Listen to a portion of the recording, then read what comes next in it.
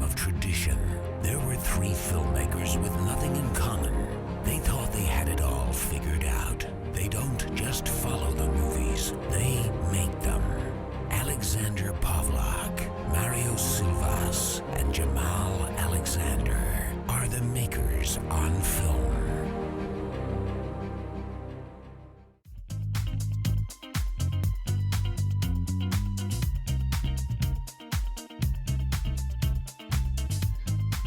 All right, hello and welcome to Makers on Film.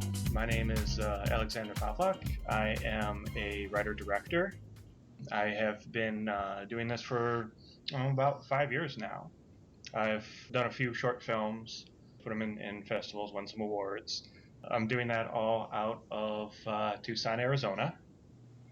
With me is Jamal Alexander, actor. He was in a couple of my films, one of which being Cliché, my first one, and Mario I. Silvas, who was my cinematographer in that one. Yep, I was the cinematographer at the time. At the time, yes. Go ahead, Jamal. Go ahead and introduce yourself. Tell us a little about you. Basically everything you just said, except from the actor standpoint. I've been in movies. I've been in a few shorts here and there with you, and auditioned for a bunch of theater stuff. Still waiting to hear back. You've actually done some classes and stuff, haven't you? What's your training? I did. In fact, you and I took classes at Pima Community, and I think that's where we met and where we did our first film together, right? That's correct, yes. Yes. You also did some outside classes, Stanislavski method? Yes, I did. I did that for about 2 years with a great teacher by the name of Phil Bennett. He works here in Tucson as well. He has a Facebook if you guys just want to find him. Great classes. I highly recommend those. Right on. And Mario I. Silvas, who used to be a cinematographer, videographer, but found out he was colorblind, so he switched to sound recording. So why don't you tell us a little bit about that? Man, that was a funny thing to have to deal with. No, so I was in the middle of class. It was when I moved out here to California. Alex and I. By the way, when did your last name turn to Pavlak? I could have sworn it was Katz for Right? 5 years since I've known you. I swear to God, it was Katz. It was only Katz for that long. I really didn't trust you when I first met you, and I really still don't. But I'm trying to go by my real name now, and that's why this is the first time you're hearing of this. What, are you trusting your female intuition now? Well, it's served me pretty good thus far. Okay. So anyway, he and I, or Alex and I, worked together. Actually, it was where we met Jamal, or it's where I met Jamal as well. Working on. Cliché. I know. Yeah, Cliché. I was like, dude, you said the name of the movie. I couldn't remember it though. We worked on that together. Color blindness really wasn't that big of an issue for me. At the time, it wasn't. Moved out here to California. Studied at the U of A for a while. Worked at the U of A. Worked at Pima College for a while, where all three of us met. And then just decided there was nothing for me in Arizona anymore. So I moved out to California. I'm like an hour away from LA, so I don't want to give away my position yet. And in a bunker in an undisclosed location. Yeah, no, definitely. Leave the man alone. He's trying to stay off the grid. And if you want to follow me off the grid, you can go to facebook.com/Mario Silvas and find me there. So then in the middle of class, I was taking a cinematography class, and my professor just could not figure out why all of my lighting was off and was super orange or super blue. And so finally, he looks at me and he goes, Mario, what color is the wall? And I'm like, it's white. Why? It's a stupid question. And he goes, okay, it's like some random obscure color that I've never, like eggshell something. And he goes, you're colorblind. You can never be my DP. And then walks off. Okay, I know you're colorblind, but eggshell is a fancy word for white. Okay? Yes. That's what I thought. It's like one of those terms women give to the color white. Yeah, it's like, oh, this is red and this is mauve. It's fucking red. Well, mauve is really more of a pink, but yes, it's awesome. I'd be ever to tell like that I difference. said, like you said, the fancy words women give to all sorts of colors. I wanted to make a joke there. Um, so anyhow, started getting into audio.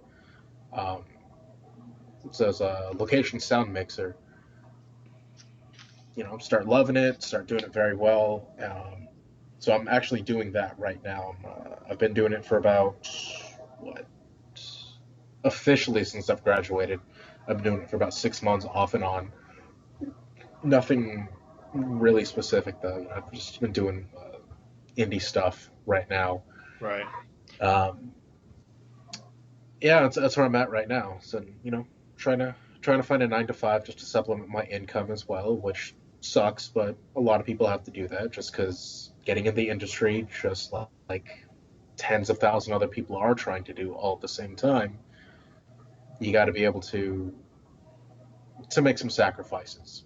Right, right.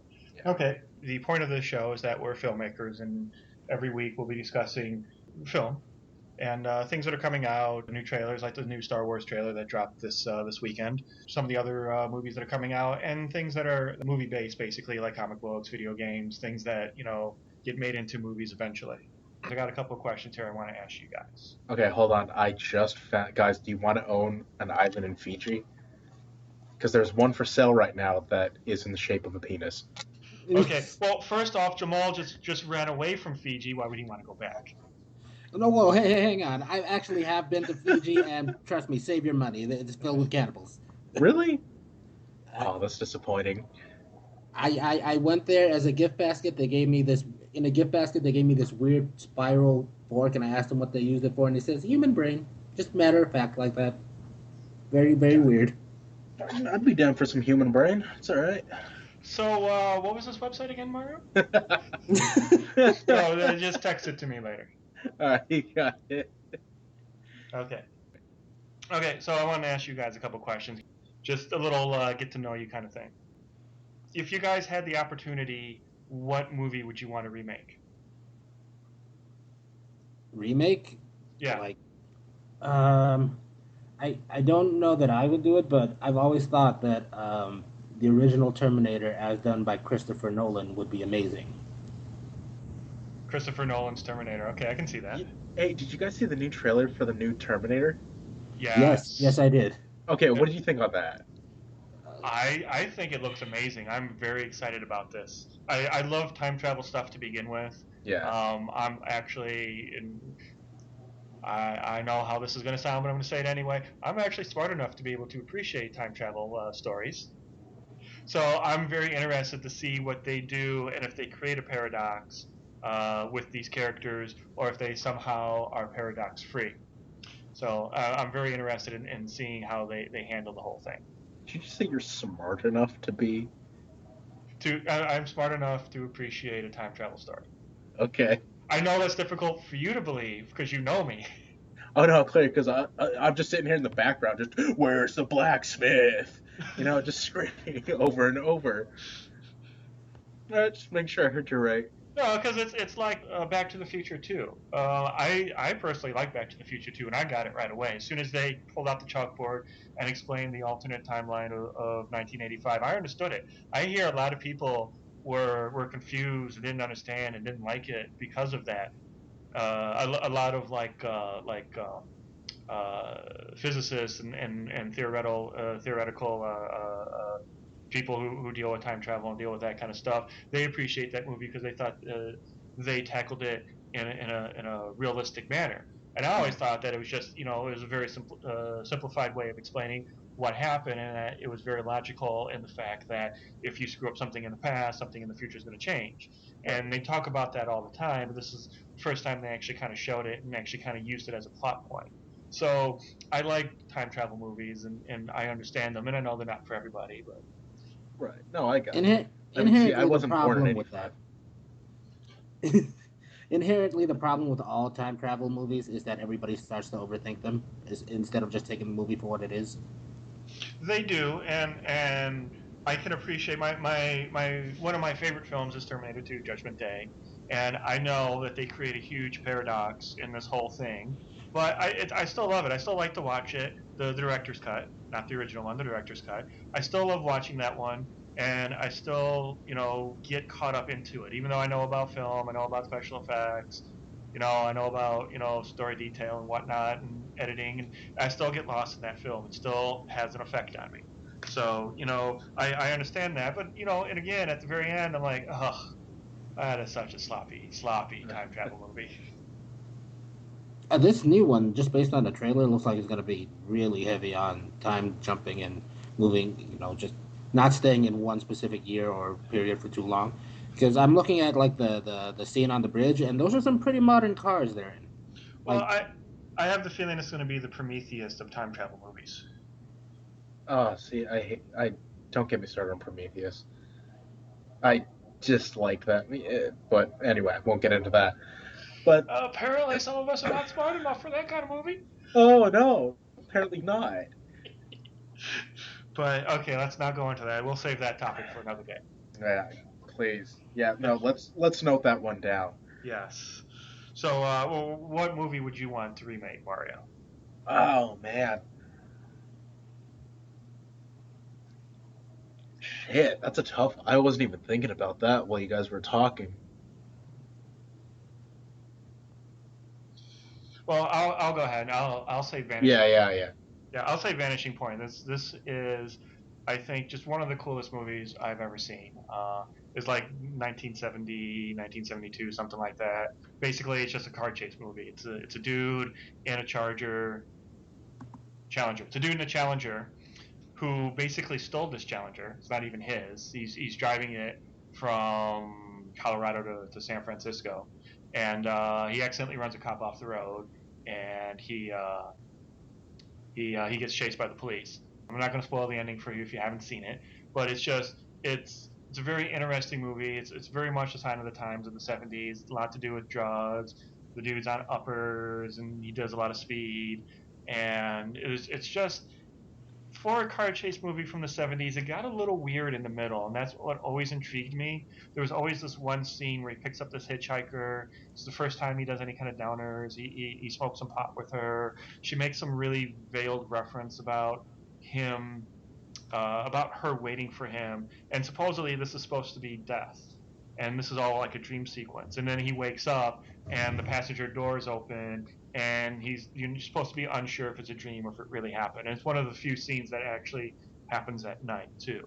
So it's always been like an intriguing movie. And then the DJ character is kind of psychic and communicates telepathically to some degree, or picks up telepathically the main character's thoughts. Anyway, so you had ample time to think about the question. What film would you want to remake? Movie I would like to get remade. Movie you would like to remake? Right. Um. Hmm. I'm trying to think of terribly, movies that end terribly, just to see if I could go back and remake them and just change that ending. Make the ending better, or make the ending worse? I'm not sure I could make it any worse. I'm trying to find that kind of movie. Honestly, the only one that's really coming to my mind right now is Akira. The anime? Yeah, but the only reason I say that is because there were two versions of that movie that were made. Hold on, my cats are fighting. Fucking Christ. Now, my roommate just got a new cat, so one of them's staying in my room and the other one has the rest of the house right now. So it's really frustrating when I'm sitting here just trying to relax and I just hear coming from behind me. Are you sure fighting? Freedom!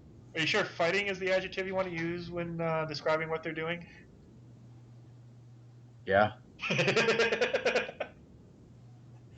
Trust me, there's no happy kitten time going around this house right now. Yet. For anybody. Well, sorry, no. So, Akira is the movie that I really want to. Would you want to do it as an anime, or would you want to do it live action?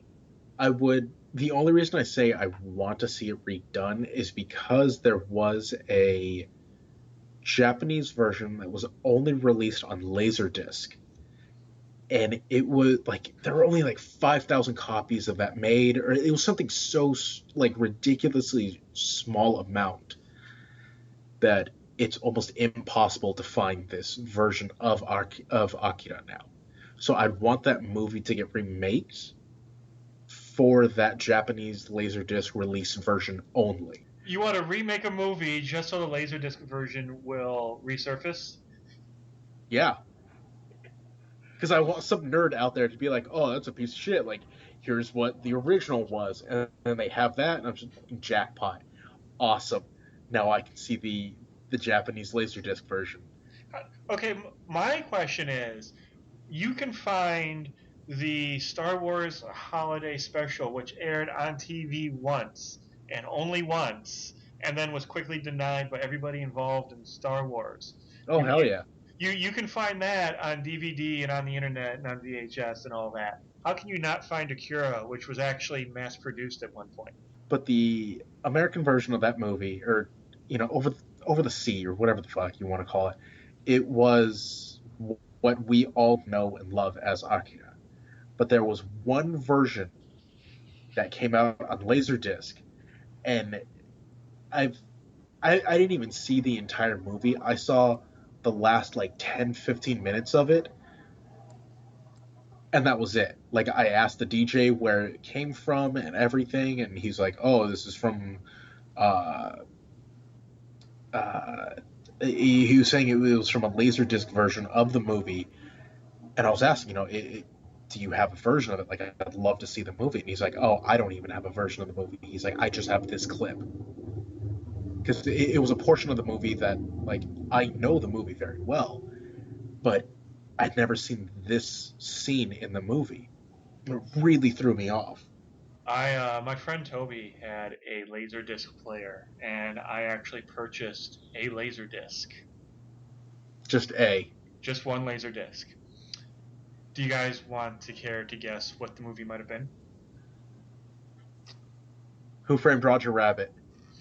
No, no, Bill not and even Ted. close. Bill and Ted. No, no, slightly closer, but it was Showgirls. How's that Really? slightly closer? How was that closer? Well, because there's no cartoon characters in it. Okay. But okay, yeah. But yeah, it was Showgirls, and I bought it solely for the cover art, and I don't think I've ever actually watched it. It's actually at my mom's right now. She's supposed to be sending it to me, but she has never actually gotten around to it. Yeah, that was like, what, 10 years ago? Something like that, yeah. So Uh-huh. it was in storage. They just found it recently with all my comic books and a bunch of other stuff. And I'm like, they found that, my copy of Convoy on vinyl, and there was some other treasure in there. I forget what it was, but those are the two that really stick out with me because those are the two that I want sent to me. Well, please tell me you had some sort of ABBA as well. No, no, no, ABBA. Hold on. Showgirls, the one with Elizabeth Berkley? Yeah, Oh, Jesse okay, from okay, Saved okay. by the Bell. Yeah. yeah. Okay. So, I always wanted to put that one of those frames for like vinyl records because they're about the same size, the containers, and just hang that on the wall. And that's the only reason why I really bought it. We never actually ended up watching it. I think I brought it over to his house one day, and we never ended up watching it. And then the next time I came over, he like got rid of it because it was Laserdisc. God, I don't even think I've ever seen that movie. You're not missing much. Oh, I can imagine. People say it's the worst movie ever made. I tend to disagree with them. Um, Apparently, they've never seen Sharknado then. Well, that's uh, bad on purpose. Showgirls was No. just bad. Yeah. No. So see, I say the worst movie ever made is one of Brandon Lee's first movies called Laser Mission. It also starred Ernest Borgnine. That just sounds bad. Oh, it's worse than it sounds. There is one scene. It's a 20-minute scene, dead smack in the middle of the movie, where Brandon Lee is hanging out of a minivan, shooting an assault rifle, one of these magic assault rifles that never runs out of bullets, Uh-huh. while the the woman, he's a spy, and the woman that he's trying to save is driving the minivan basically in circles, and he's just shooting all the bad guys that are coming at them. At some point, they stop. I believe he reloads, and he says something to the effect to her of, let's do that again. And then they start driving in a circle, shooting all the bad guys again. I'd watch that movie. I used to have it on DVD. I don't anymore. I don't think I do. But no, wait. I found it on YouTube. You can find it on YouTube and watch it. Hold on. I'm gonna go silent for a second. I'm gonna find that really quick. What was it called again? Laser Mission. I believe laser was spelled with a Z because it was the 80s. Oh, of course. And did it have like cool text and everything? Kind of. It looked like it should have been a tie-in to like laser tag or something with the graphics. Yes, I found it. Yeah, we watched it on your spare time, and you'll be enthralled in how bad that movie is. Plot: mercenaries gold sent from the CIA to seize the laser expert Braun in Cuba. I believe that might have been Ernest Borgnine's character, the laser expert. I understood half of those words in that sentence that I just read. That's okay. You'll understand less of the movie. I don't really care if the movie is terrible. I'm looking at a thumbnail right now. It's just Brandon Lee sitting in front of two American flags. I'm sold. I'm in. Oh, right? No, like, I'm definitely going to watch it now. America. Fucking Christ. We should do a riff track style commentary to that film. Oh, God. Hey, are you recording? Yes, I am. Oh, okay. I thought we were just dicking off for a minute or two. I ain't got time for that. No, I was just curious. I mean, I make time for it. What currently is your guilty pleasure? Warming up a tangerine, cutting a hole inside of it, and then... I meant as far as movies go. Or TV shows. I wanted to make that joke too, but you made me too. I was waiting for you to do it, that's why. Let's see. I'm glad you're a couple of fruit fuckers, but the question is, what, as far as TV goes, is your guilty pleasure? Oh, I just started watching it. It's oh crap, I can't remember the name of it right now. It's a cartoon. It's on a Cartoon Network. What's it about?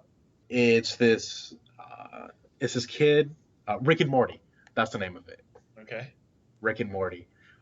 It's this off the wall cartoon that deserves to be on Cartoon Network. But it's just so weird. Like, one of the episodes, it was the funniest one I saw, but the dad or the granddad tells the family, like, oh, here's a box and it has these creatures in it that they serve one task, and then once that one task is over, they die. And that's the purpose of these creatures. It's the most morbid Pokemon ever. It was so goddamn funny. And so the mom is like, oh, I want to be a better emotional person. And then the daughter, I forget what the daughter said.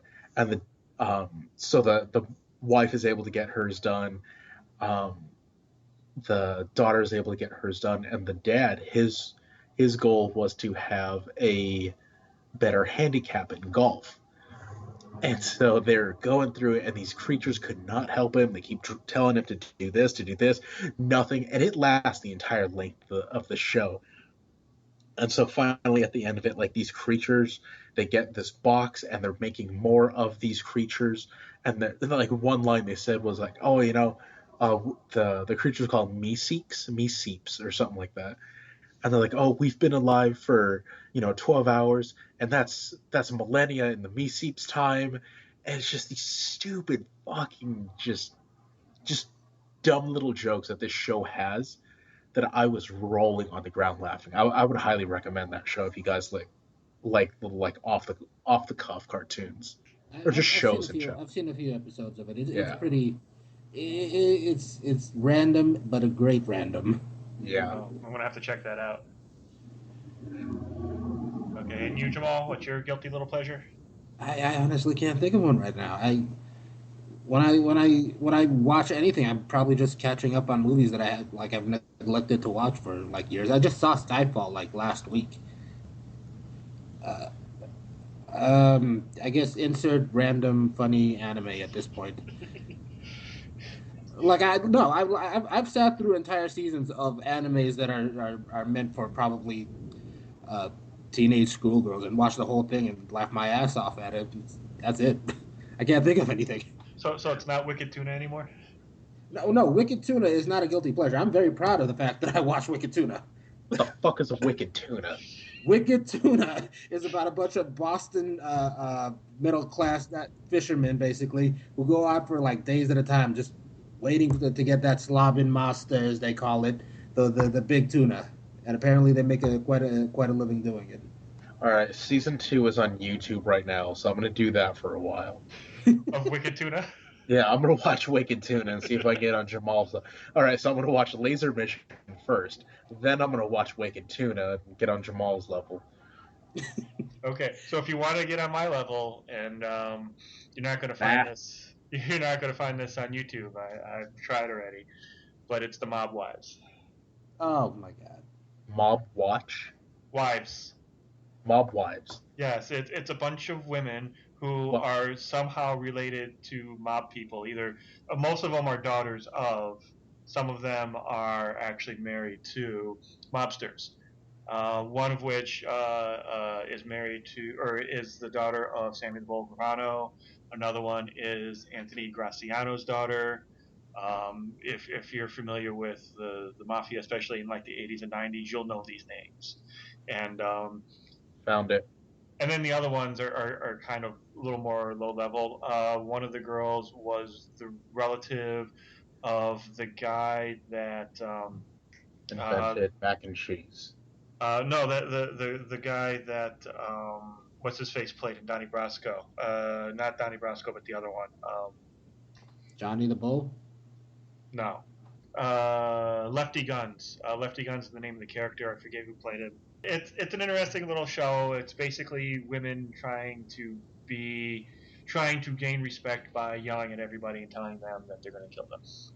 So Oh, crazy so- Guido bitches. I was gonna say Jersey Girls. Oh, you guys said that, not me. Okay. Nobody knows who I am. I'll take any publicity at this point. Okay, so what would you deem as a failure in your life, and what did you learn from it? Failure in my life. Yes. And I already know yours, Mario, is being born, and we've all had to deal with that. I was gonna say making friends with you, but Well, you see, I said, and then learned from it. You've never learned from that one. yeah, because apparently I'm back for this podcast. I was gonna say my failures in life involved 2 prior podcasts and somehow ending up here. Well, again, the stipulation was, what did you learn from that? That I probably should start podcasts on my own. There you go. Maybe. To not do a podcast with those people, but to do it with us. We're much better. We're actually doing it. Oh yeah. Sure. See, for me, it was that movie that a lot of people like to call Ninja Quest, that I like to say that I wasn't a part of. Well, yes. Man, I got hammered on that set. That is the best thing that happened on that set, apparently. Well, Mario getting drunk, yeah, a little bit. I got sick on that set. Yeah, you did. Jamal, You were out for like a week. I was. And that wasn't even the part that I considered to be the failure. That was actually a high point. That's one of my fonder memories, of being sick for a week afterwards. Cheapest. The thing that I learned was who to work with and who not to work with on that one. Mhm. But just Jamal, I will say this, and this is not me sucking up to Jamal because I have no reason to do that. Man, I'm glad you finished that sentence because I just heard me sucking and I'm like, whoa, No, that's what he learned? no. Jamal was the best part of that film. Unfortunately, it took half of the film for Jamal to get there. And it just dawned on me that the film should have been edited with Jamal first, and then flash back to all the stuff that's important to us getting to this point, and then finish off with Jamal. That should have been the film. But Thanks, buddy. I never even saw that movie. you're It's on not. Vimeo, apparently. I was looking Yeah, for it the other day. yeah. Oh, I really? think I think the writer of that film posted it to Vimeo, Oh and shit. yeah, you can find it. Bob might have posted it too. I don't know, but yeah, you can Google it. You can find it. It's out there somewhere. Skip to about the halfway point. When you see Jamal pointing a gun at the camera, that's when you know you've hit gold. Thanks, buddy. Watch it from that point. It's not on Vimeo. It's somewhere out there. I downloaded it. I have a copy of it. It's on YouTube or Vimeo or something. Try to find Snuff's page. It was on his website, maybe. Just Google, this is what I did. Just Google Pima Community College Ninja Quest. Man, you're bringing it back to the old school search engine. I'm just know, saying. Like, I hate technology. Ninja Quest on Vimeo. There it is. No, you found it? Yeah. Fucking Christ. I want to have to post this on the website. Well, then, what would be your greatest success, and what did you learn from it? That day he realized that you can make burritos by yourself. Yes. So, no more sloppy hand jobs on the street for burritos, there, Mario? Not in the portion of town that I live in, nah. Wait. I just thought of a failure. Okay. I once did a film where I was asked to do several stunts. Was it called Ninja Quest? No, it's called something else. My failure in that film was not working with somebody that realized that slow motion had to be actually activated on the camera. Jesus. You're joking, right? Jeebus Christ. Really? I was just So they made you do the action scenes slowly? No, they made me do the action scenes over and over again, thus bruising my rib and requiring medication. But what I learned from that was art hurts, I guess.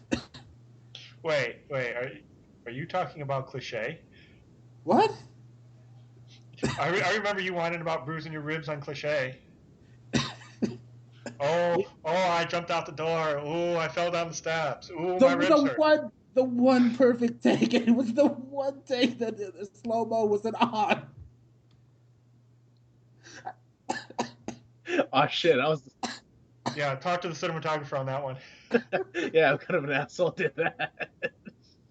Gee, I wonder, Mario, who was that? Gotta go through the credits to find that mystery out. I totally forgot about that. That's okay. For the literal first like 3 takes, the sound wasn't working. Really? Yeah, the one scene where Robin cocks the shotgun and says, "This is your last chance, Andy," or whatever she says. Yeah. That was the only take that had sound. Thankfully, John was all like, "I need some headphones for this because I don't know if the sound's on." Jesus. Otherwise, we would have wasted an entire day. We would have had to go in and then redo it like an anime or something. Oh, dude, let's redub that movie. Come on, let's redub our old shitty like college movies. I am down for that, only if while we do it, Jamal is in the bright orange jumpsuit. With the handcuffs, right? Which, by the way, Mario, I don't know if you realize this or not, but that jumpsuit was orange. So how do you end Skype calls? Just you wait for the moderator to say goodbye. Okay, so I just can't close my laptop then? No. Ah, damn. I actually just showed that movie to like a bunch of people the other day. Why did they laugh incessantly? At the wrong parts. Are there any right parts to laugh at that? Yeah, the entire thing. Exactly. Oh, come on. It's called cliche for a reason. I wasn't doing anything groundbreaking on that day. Well, no, they were more or less just laughing at, like... You in the jumpsuit? No, I got nothing but compliments about that and a few hey Kool-Aids, but... From who? Nobody said you looked cool in it. No, Kool-Aid, like the Hey, like the punch Kool-Aid. bowl. Oh. Mostly about the guy that played the chief. What was his name again? Hassan? Oh, Hassan, yeah. Yeah, No, he was not my shining moment as far as casting went. I had somebody else in mind. I should have gone with them, but he convinced me he could do the part. And then when we're on set, he couldn't even hold the gun properly. Especially after I showed him like 3 times, he still couldn't do it properly. I swear to God, he was on something that entire time. I don't know. I'm just glad that he didn't wreck my motorcycle. The one and only time he drove it in that one scene. yeah. Yeah. I was about to say, didn't he like let that fall over or something? No, he came pretty close to doing that. But the Yeah, thing 'cause that is, was like the third or fourth take. He almost like ate shit. yeah, everybody who watches that is like, he has no idea how to drive a motorcycle, does he? I actually thought, because it's out of focus on purpose, that you couldn't really tell that he was completely scared to death of It's the called defocus, sir. It's not out of focus. It's defocused. soft focus. How about that? I'll soft focus you. Was that one of the comments though? I'm curious that when you showed your friends, I assume they're your friends. No, I just showed it to random people on the street. Wanted to get some feedback. That's what I do. Do you know how many people in Walmart I showed the Tucson the CSI Tucson before I showed it to you? No. Are you being serious right now? No, but you can totally see that from me, couldn't you? Yeah, yes, I could. Yes, I could. Hey, you guys want to watch something? You guys want to come back to my van? Watch something? I got something to show you. It's windowless for your viewing pleasure. Oh yeah, that's how you make friends right there. It's the best kind of friends. Oh yeah, the Mostly the rapey comments kind. were just about, yeah, well, mostly about hobby because he's in it for quite a bit. Um, Yeah, well, he did a pretty good job for getting the script that day. yeah, I found myself having to tell him that. Yeah, he's learning those lines just then.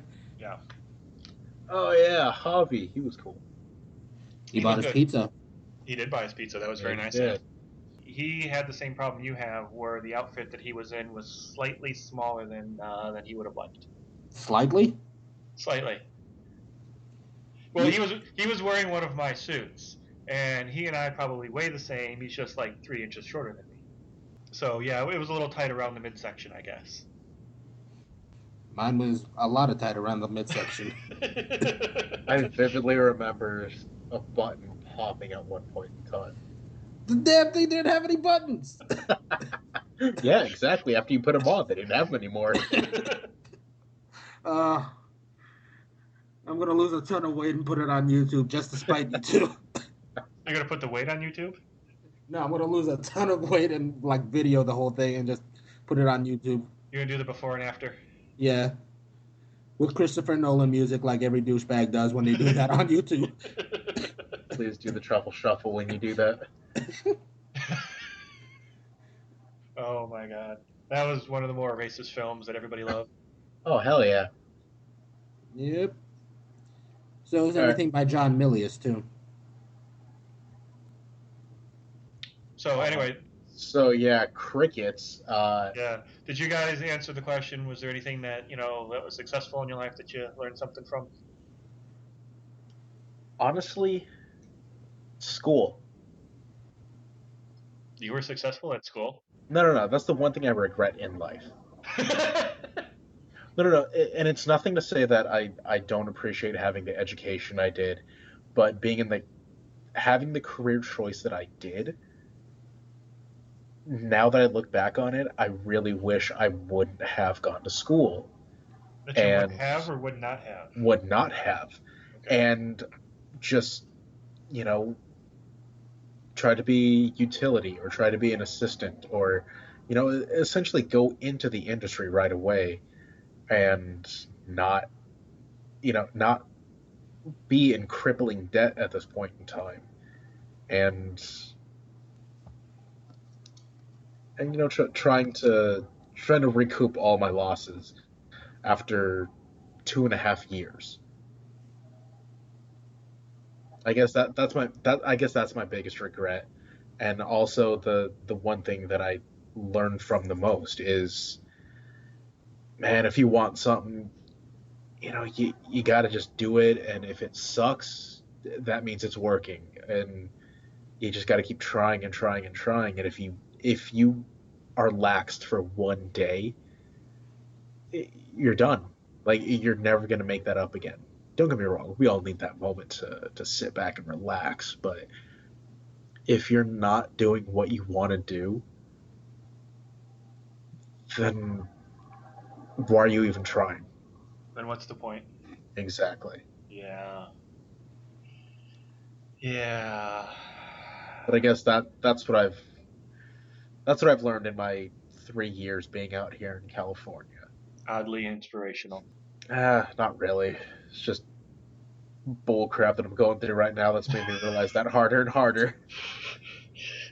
Well, something will work for you. I think this is a good time to stop. You'll be able to find these podcasts on the new website, mof.ninja. You're a fucking prick. What?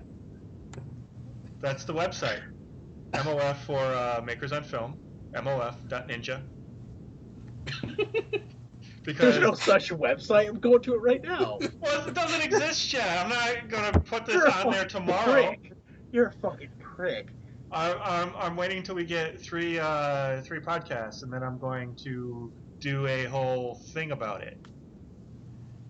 But that's going to be the website. That's going to be on that. I'm going to put it on iTunes, some of the other ones, Stitcher, and iCloud or whatever it's called. And you'll be able to find it there. But we're going to put all this on the website as well, mof.ninja. So tune in next week, people, so you can hear Star Wars Battlefront 3. Us. I'm totally going to watch Laser Mission. I'm going to make fun of that movie. Okay, everybody watch Laser Mission, and then we'll come back and we'll talk about it. And Wicked Tuna. You're an idiot. You can be our expert in Wicked Tuna. You can just give us a synopsis of each week's episode. I'm telling you, See, Wicked Tuna sounds like a really bad venereal disease that you get in Vegas. And that just adds to its appeal. Just adds. Wow, I just learned a lot about Jamal tonight. Yes, we did. That's a little too much, if you ask me.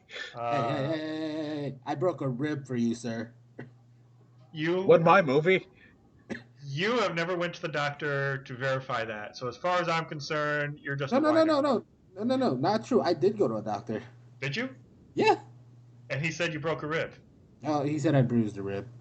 See, there you go. Still painful as all hell. I will give you that it's probably pretty painful. Bitch. Not as painful as broken, but whatever. So tune in next week for Jamal Airs Grievances, where I tell you about the next movie I did for Mario. Next thing he hurt himself on. No, don't you put that evil on me, you son of a bitch. That wasn't my movie. No, but you were the cameraman who screwed it up. Yes, he was. But I did do a short for you where I was in a gunfight and I had to fall on my knee every fucking time. I thought you'd be used to falling on your knees at that point in time. Oh, Hey. This is a family show. Oh, fucking got me, Jamal. All right, good night. All right, love you guys. Join the makers each week as they discuss film, TV, and pop culture. To learn more about them, go to mof.ninja. This is John Cleese saying goodbye.